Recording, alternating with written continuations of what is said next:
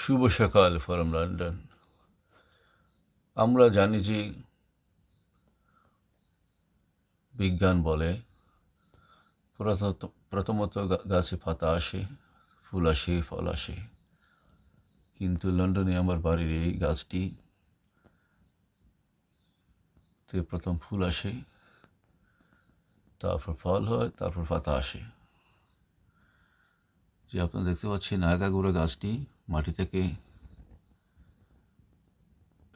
Complete top to bottom মাটি থেকে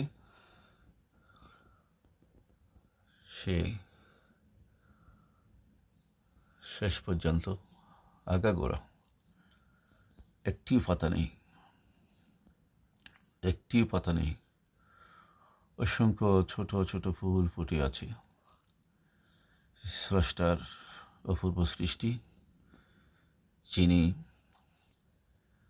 পিতা মাতা ছাড়া সৃষ্টি করতে পারেন, আবার মাতা ছাড়া সৃষ্টি করতে পারেন, পিতা ছাড়া সৃষ্টি করতে পারেন, সব কিছু করতে পারেন। এটা তার প্রমাণ বলে আমি বিশ্বাস করি। এই সমস্ত সৃষ্টির অরূপ রহস্য দেখে ঈমান আনা যায়, স্রষ্টাকে বিশ্বাস করা যায়। অদ্ভুত ব্যাপার।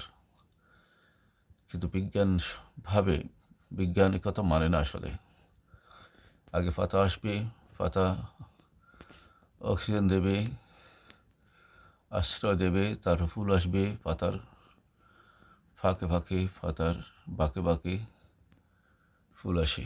এটা তো নিয়ম। এ বিষয়ে আমরা আগেও পোস্ট দিয়েছি আপনাকে। ধন্যবাদ। এনজয় করুন, ভালো থাকবেন। এ বিষয়ে আপনি লিখতে পারেন। এখানে স্রষ্টাকে দেখা যায়, পাওয়া যায়।